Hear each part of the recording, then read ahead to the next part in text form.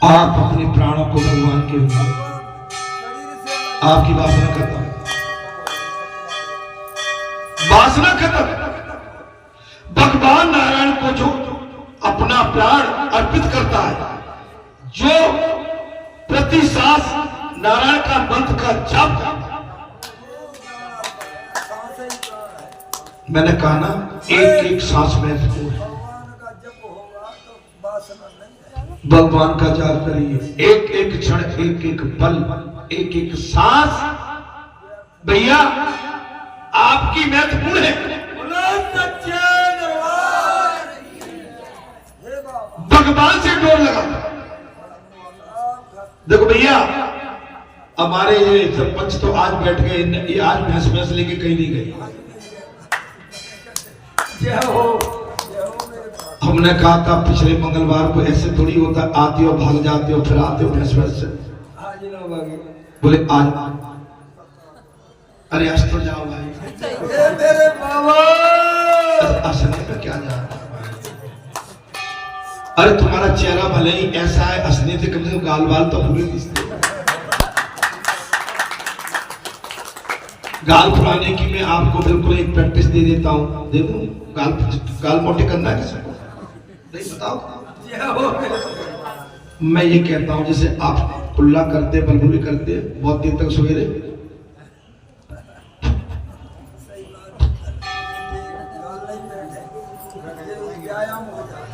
अरे आप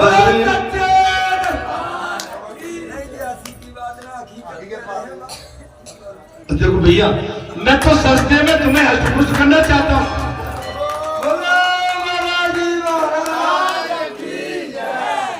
अरे चाहे कितना भी दूध पी लो, घी खा लो, मलाई खा लो, जब तक गालों को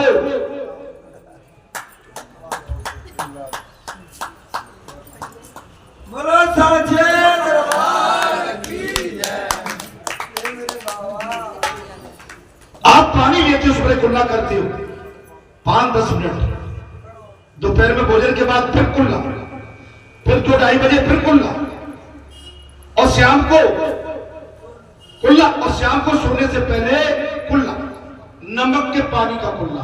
उससे जो अंदर आपका जो भोजन का जो कणमण रहते हैं ना, वो सब आपके मुंह से दुर्गंध नहीं आएगी। प्रकृति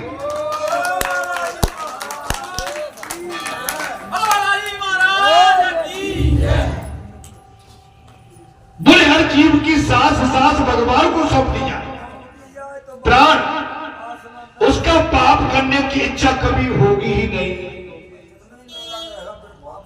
हमने कल क्या कहा कि हम इसलिए कथा कहते जा रहे हैं कि तुम भटक जाओगे।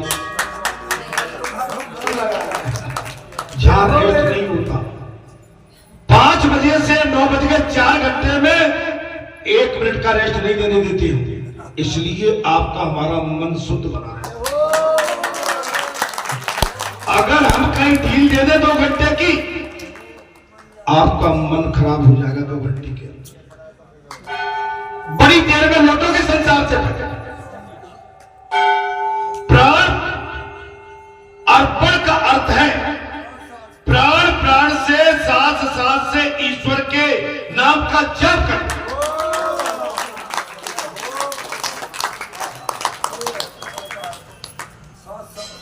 सांस सांस में भगवान का नाम। भगवान सुखदेव ने कहा राजन, अंदर की जो पाप और वासना है, जब आप अपना मन भगवान पर लगा देंगे, जब सांस सांस पर भगवान का नाम लिपिबद्ध हो जाएगा, तो हमारे जो शरीर से विकार है, वासना है संसार की, वो सब खत्म हो जाएगी। प्रत्येक कार्य में ईश्वर से संबंध बनाए रखो। एनी हाउ, प्रत्येक कार्य में भगवान से संबंध। भैंस की चिंता नहीं। या तो देखता हूं भाई, स्कूल साइकिल लेके आओ, फिरने चले गए, फिर बैठो, फिर कहा है, मैं देखता रहता। मेरे बाबा, जब तक स्थायी रूप से आप भगवान को अपना नहीं बात बताते हैं, जीवन में कुछ बचा नहीं। आप जिसके लिए फिर दौड़ लगा रहे हो, लगा लो, ये आपको आगे भारी पड़ने वाला, आगे भारी पड़ने वाला है। पुराने टाइम में राजे रजवाड़े हमारे पुरखा अपने खेत खलिहान के लिए निकल जाते थे। हमारे पुराने पुरखा खेतों पर अपना छपड़ा मलैया डाल के वहीं रहने लगते थे।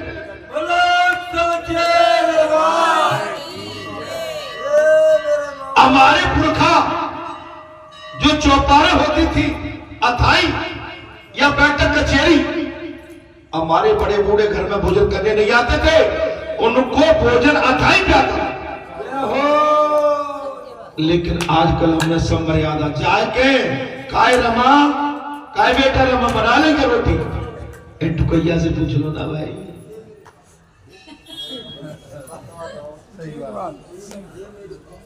क्यों टुकैया बुरी लगने लगी? अच्छा, अरे भैया तुम्हें पर नारी से क्या बोला? सच्चे पर नारी का नाम लेना भी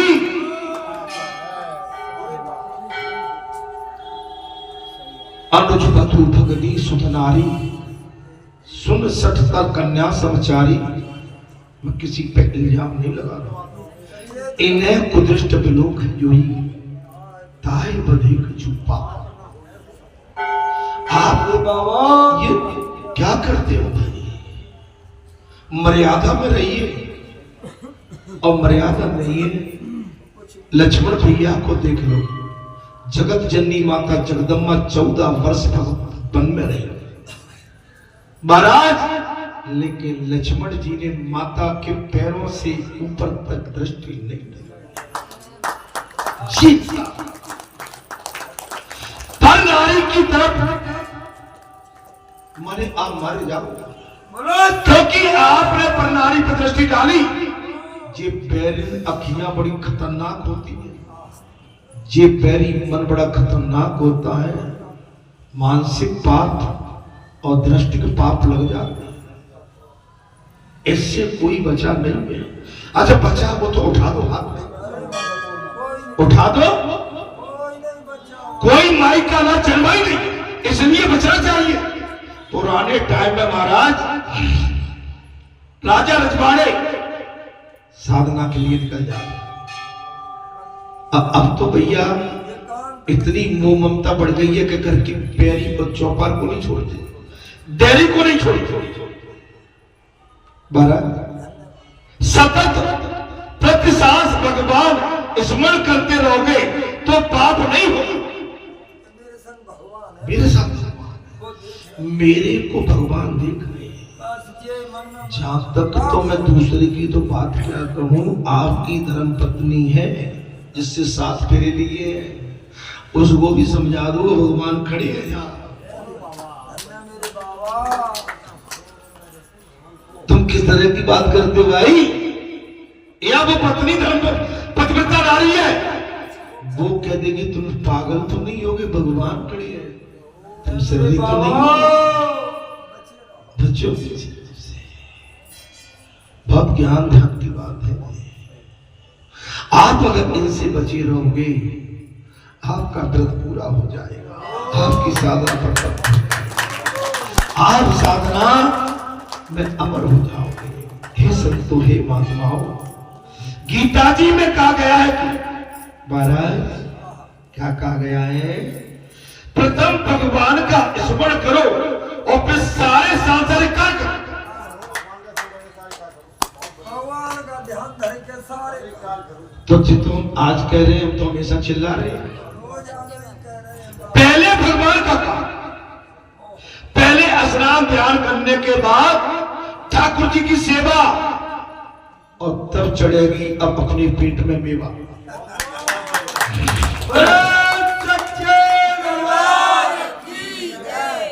अब कहेंगे हम तो किसान है, दोबारा ना लेना।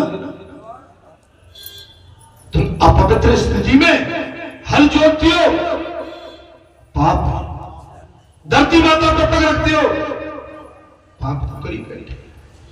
ट्रैक्टर ट्रॉली में चढ़ते हो, अब पवित्र स्थिति में वो भगवती है, दुर्गा है, जिसमें तुम सवार हो। क्यों, मैं कुछ गलत तो नहीं बोल रहा? आप अपनी बाइक पर, फोर व्हीलर में आप पवित्र स्थिति में घूमते हो। पहले स्नान, ध्यान, ठाकुर जी की सेवा, अर्चना, पूजा, उसके बाद में महाराज आप काम करिए, संसारिक कार्य करिए। ये गीता में कहा, प्रथम भगवान की सेवा। पहले अगर आपका कोई दुकान है, मकान है, आपकी रोजगारी है, आपका ऑफिस है, आपका कार्यालय है, कार्यालय जब भी खुलेगा जब हम नहा धो के नए कार्यालय में प्रवेश करेंगे। दुकान जब भी खुलेगी जब हमने स्नान, ध्यान कर लिया, दिया बत्ती लगा दी होगी, रोजी रोटी। ट्रैक्टर जब भी उठेगा जब हमने नहा धो के वो दुर्गा की पूजा अगरबत्ती लगा के कर दी।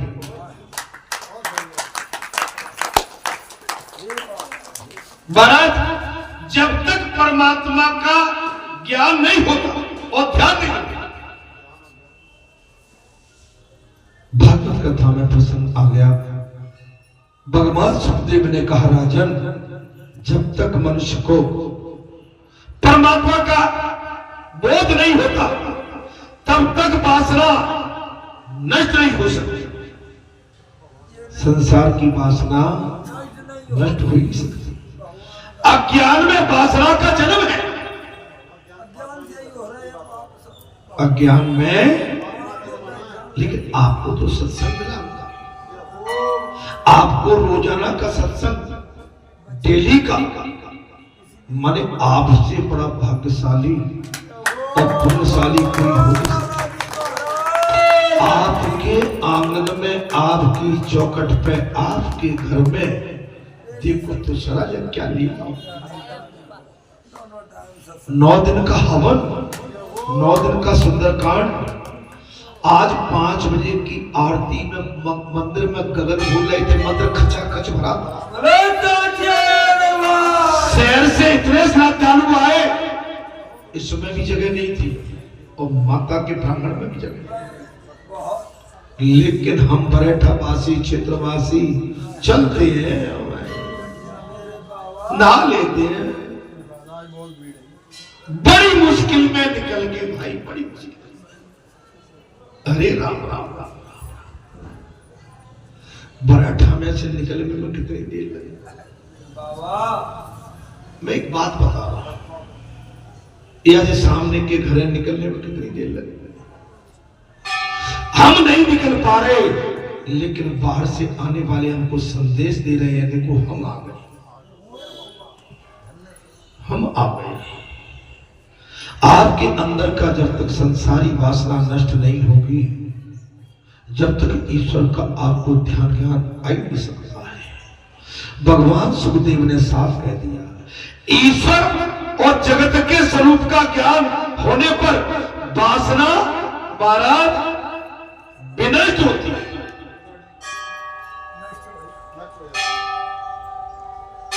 ईश्वर का ध्यान करना पड़ता है। ये संसार जगत ईश्वर स्वरूप है, इससे मोह मत करिए, इससे प्रेम न करिए, ये भगवान का स्वरूप है, ऐसा बात। बस ईश्वर आनंद रूप है। ईश्वर कैसे है? आनंद रूप है। भगवान सुखदेव ने राजा परीक्षित से साफ कह दिया, राजन ईश्वर आनंद स्वरूप और संसार दुख स्वरूप है। ईश्वर कैसे है? आनंद स्वरूप और संसार दुख स्वरूप। रास्ता आपके हाथ में। ऐसा अनुभव होने के बाद वासना नष्ट होती है। मैंने कहा ना, जैसे हम 4-5 बैठते हैं, मंदिर तक तो मन ठीक है, लेकिन मंदिर में अभी संसार की वासना नहीं। अगर हम चौपार पे बैठेंगे, समाज में बैठेंगे, नातेदार रिश्तेदार में बैठेंगे, घर परिवार में बैठेंगे, संसारी वातावरण आएगा, आप संसार में लिप्त हो जाएंगे और आप इनसे बच के चलेंगे तो आपका मन भगवान के चरणों में लगा रहेगा। लगता है हम कहां फंस गए, आप लगता है कि नहीं? बोले कहां फंस गए? अच्छी बात हो, सत्संग रूपी बात हो, मन प्रसन्न होता है। बराबर जब तक परमात्मा का ज्ञान नहीं होता तब तक वासना नहीं जाती। अज्ञान के नाश होने से ज्ञान होता है। कथा में प्रसंग आ गया, अज्ञान के नाश होने से ज्ञान प्रकट होता है और ज्ञान से अज्ञान का नाश होता है। भाई सब आपके क्षेत्रवासी सत्संग में कितने आते हैं? बहुत कम। लेकिन दूर दराज से सत्संग सुनने के लिए भीड़ लगी है, होड़ लगी है, भीड़ तो लगी है महाराज, होड़ तक लगी। आपके घर में भगवान के चरण कमल, आपके आंगन में भगवान, आपकी डेयरी में भगवान, लेकिन इसके पश्चात भी आशीर्वाद दिया, इसके पश्चात भी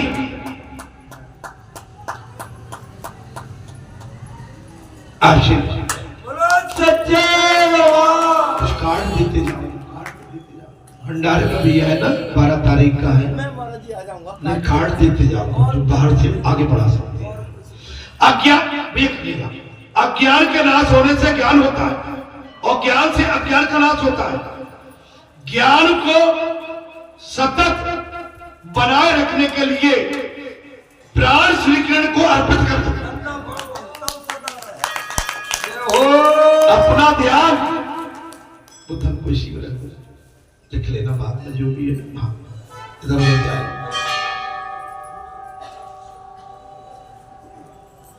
ज्ञान को सतत बनाए रखने के लिए, हमारा ज्ञान कहीं हमारा भ्रम में न पड़ जाए, इसको सतत बनाने के लिए ध्यान भगवान लगा। जब तक अज्ञान का नाश नहीं होता तब तक वासना का नाश भी नहीं होता। हमारा अज्ञान चलता है, सत्यमेव जयते। आपको कहीं हिलना डुलना पड़ता है क्या? चावल, शक्कर, दूध, दही, मक्खन, आलू, गोभी सब जाए, दाल, आटा, रसोई, बड़ी रसोई, छोटी रसोई, बैठने के लिए सुंदर पंडाल, इतने बड़ी क्या बात है जी। अच्छा, हम अपने घर के आंगन में बनाते हैं कभी कि हम जिए तो हमारे मिलने वाले आएंगे, उनके लिए ऐसा बना दो वैसा। भगवान भगवान होते हैं, भगवान इस पूरे तीनों लोगों के स्वामी हैं, भगवान पूरे विश्व के स्वामी हैं।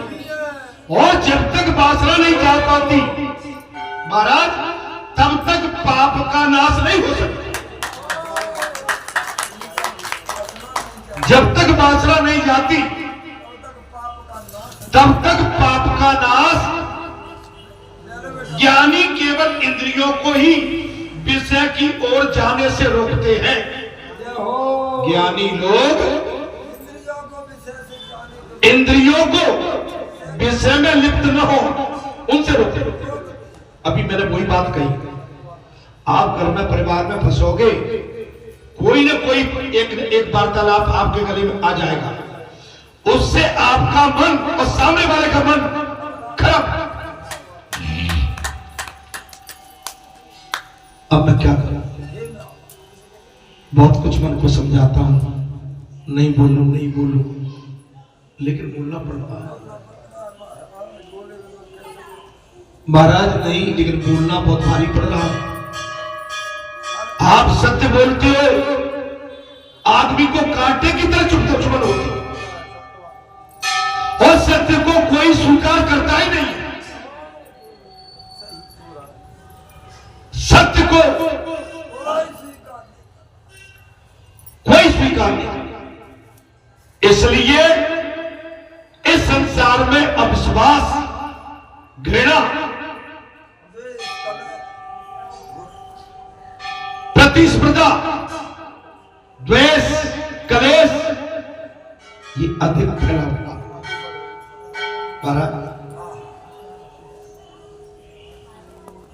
ज्ञानी केवल इंद्रियों को ही विषय की ओर जाने से रोक सकते हैं।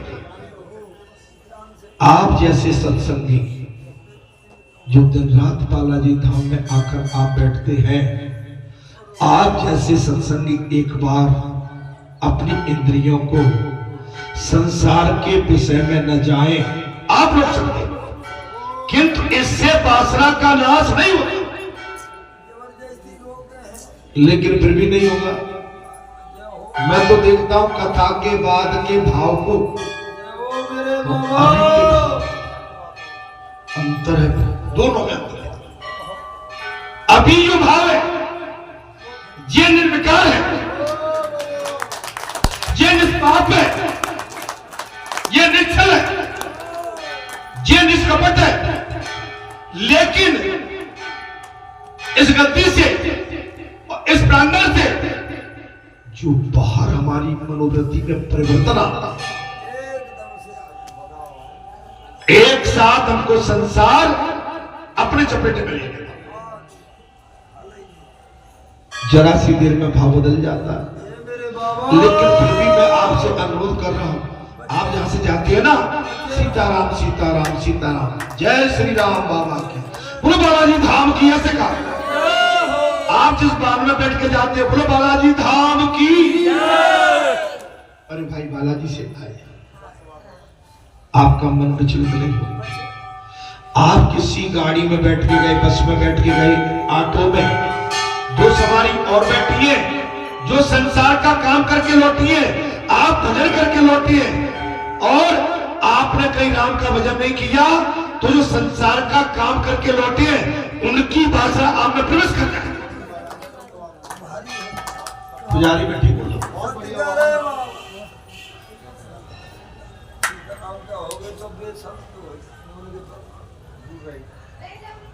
आप ध्यान करो, आशीष इसलिए संसार की वासना से बचना चाहिए। आप बच के रहिए। हम यहां से गाड़ी में जाते हैं, आते भी हैं, दुनिया पहचानती है, जानती है। अगर गाड़ी तो सब है तो छित्रमलाई सभी लगभग पहचानती है। हमारी दृष्टि में क्या रहता है, जैसे कोलू का बैल रहता है ना, ऐसे इधर कौन उधर कौन, दत्तू कोई दिखे एहसान लगे, दादा ही राम राम ऐसे बात करेंगे, लेकिन सामने नहीं। आपने यहां से अटके, या आप उस किसी वाहन में सवार होकर जा रहे हैं, आपने कथा सुनी, कथा कही, संत बने, महात्मा बने, पुजारी बने, आप बने, और रास्ते में आके आपने संसारी खेल खेल दिया तो मारे जाओ। अरे जो व्रत धारण किए हैं इनकी पवित्रता तो जाओ, अमूल्य है इनके बड़े। इन वस्त्रों के सामने पूरा संसार झुक जाता है। ये परमात्मा का आवरण है, ईश्वर का आवरण है। आप समझिए महाराज, केवल यही वस्त्र नहीं, अगर आप पक्के ईश्वरवादी हैं, आपका हर वस्त्र पवित्र है, आपका हर क्षण पवित्र है, हर दृष्टि पवित्र है, हर कण हर पल पवित्र है, हर रात्रि पवित्र है, दिन पवित्र है, संध्या पवित्र है, ब्रह्म मुहूर्त पवित्र है, और प्रातःकाल पवित्र है, और प्रथम पहाड़ पवित्र है, द्वितीय पहाड़ भी पवित्र है, तृतीय पहाड़ भी पवित्र है। अगर पवित्रता है तो आपका सब कुछ आनंद ही आनंद, फिर डरने की जरूरत नहीं है। फिर डरने की महाराज, किंतु इससे बादशाह का नाश नहीं होता। भगवान सुखदेव ने साफ कह दिया, राजन, कहता समझ में आ रही है कि मैं कैसे कह रहा हूं?